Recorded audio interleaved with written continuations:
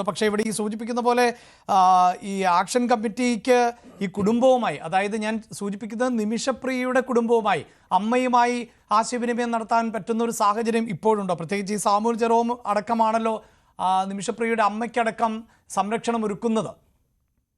സ്വാഭാവികമായും ആക്ഷൻ കൗൺസിലിന്റെ ഭാരവാഹികൾ നിമിഷപ്രിയയുടെ അമ്മയുമായി ബന്ധത്തിലുണ്ട്, അമ്മയുമായി സംസാരിക്കുന്നുണ്ട്. നിങ്ങൾ വിചാരിക്കുന്നത് പോലെ നിമിഷപ്രിയയുടെ അമ്മയുമായി ഞങ്ങൾക്ക് സംസാരിക്കാൻ പറ്റാത്ത പ്രശ്നമൊന്നുമില്ല. അത് ആക്ഷൻ കൗൺസിലിന്റെ ഭാരവാഹികൾ സംസാരിക്കുന്നുണ്ട്. പക്ഷേ ഇതുമായി ബന്ധപ്പെട്ടുകൊണ്ട് മോഹൻ വർഗീസിന് ഇതിന്റെ സീക്വൻസ് ചിലപ്പോൾ അറിയാത്തത് കൊണ്ടായിരിക്കും ഞാൻ ഇന്നലെ ഒരു പരിധി വരെ ഞാൻ വിശദീകരിക്കാൻ ശ്രമിച്ചതാണ്. ഞാൻ ഒന്നുകൂടി വളരെ ചുരുങ്ങി വിശദീകരിക്കാൻ പറയാം. 2017 തൊട്ടിട്ടാണ് ഈ വിഷയവുമായി സാമുവൽ ജെറോം ബന്ധപ്പെടുന്നു എന്ന് അദ്ദേഹം അവകാശപ്പെടുന്നത്. 2017 നിമിഷപ്രിയ അറസ്റ്റിലാകുന്നത്. 2020 വിചാരണ കോടതി അവരെ ശിക്ഷയ്ക്ക് വിധിക്കുന്നത്. അതിനുശേഷമാണ് ഈ നിമിഷപ്രിയ ആക്ഷൻ കൗൺസിൽ ഉണ്ടാകുന്നത്. അതുവരെ കാര്യങ്ങൾ ഹാൻഡിൽ ചെയ്തിരുന്നത് സാമുവൽ ജെറോം ആയിരുന്നു. അന്ന് ആ അമ്മ തങ്ങളുടെ നാട്ടിലെ ഭൂമിയും വീടും ഒക്കെ വിറ്റുകൊണ്ട് കേസ് നടത്താൻ വേണ്ടി ഒരു വക്കീലിനെ അറേഞ്ച് ചെയ്യാൻ വേണ്ടി സാമുവൽ ജെറോമിനോട് ആവശ്യപ്പെടുകയും, എന്നാൽ അങ്ങനെ ഒരു വക്കീലിനെ അവിടെ ലഭ്യമായിട്ടില്ല, ഒരു നിയമസഹായം ലഭ്യമായിട്ടില്ല എന്നുള്ള വിവരമാണ് പിന്നീട് ഞങ്ങൾക്ക് ലഭിക്കുന്നത്.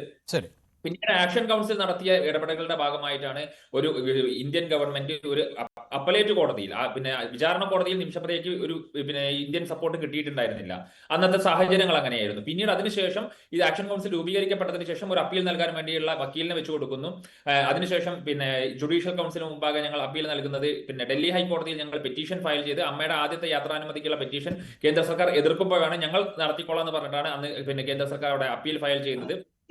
ഈ മൂന്ന് ജഡ്ജ്മെന്റുകളും ഈ നിമിഷം നമ്മൾ ഈ ചർച്ചയ്ക്ക് പങ്കെടുക്കുന്ന സമയം വരെ ഞങ്ങൾക്ക് ഇതുവരെ ലഭിച്ചിട്ടില്ല. അതിനുവേണ്ടി $4000 ഞങ്ങൾ സാമുവൽ ജെറോമിന് കൊടുത്തിട്ടുള്ളതാണ്. എന്നിട്ട് ഈ സമയം വരെ ഞങ്ങൾക്ക് ആ ജഡ്ജ്മെന്റുകൾ കിട്ടിയിട്ടില്ല.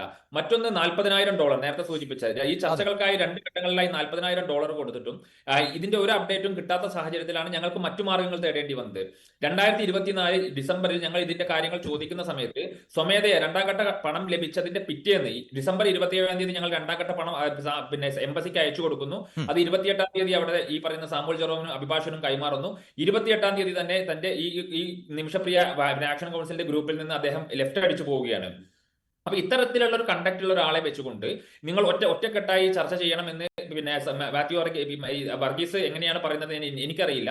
എങ്ങനെ ഇത്തരം ഒരാളെ ഞങ്ങൾ ഒരു വല്ലാത്ത പ്രതിസന്ധിയിലായിരുന്നു. ഞങ്ങൾ നടുക്കടലിന്റെ നടുക്കായിരുന്നു. ആ നടുക്കടലിന്റെ നടുക്ക് നിൽക്കുന്ന സമയത്താണ് ഒരു പ്രതീക്ഷയുടെ നാമ്പായി കാന്തപുരം ഈ ചർച്ചകൾ നയിക്കാൻ വേണ്ടി വരികയും അദ്ദേഹത്തിന്റെ ബന്ധങ്ങൾ ഉപയോഗിച്ചുകൊണ്ട് ഈ ചർച്ചകൾ മുന്നോട്ട് കൊണ്ടുപോവുകയും ചെയ്തത്. ഇപ്പോൾ ഞങ്ങൾ വെച്ചിരിക്കുന്ന ഈ പറയുന്ന പ്രതീതി സംഘം എന്ന് പറയുന്നതിനകത്ത് ഈ രണ്ടുപേർ ആ യമനിനകത്ത് കൃത്യമായി ഇടപെടാൻ സാധിക്കും. അവന് ഈ അഡ്വക്കേറ്റ് ഹുസൈൻ സഖാഫി എന്ന് പറയുന്ന ഡോക്ടർ ഹുസൈൻ സഖാഫി എന്ന് പറയുന്നയാളും ഹാമിദ് എന്ന് പറയുന്നയാളും ഈ ഹുസൈൻ സഖാഫി എന്ന് പറയുന്നയാള് ഞാൻ മനസ്സിലാക്കിയിടത്തോളം വളരെ ലോക പ്രശസ്തമായ ഒരു പണ്ഡിതനാണ്.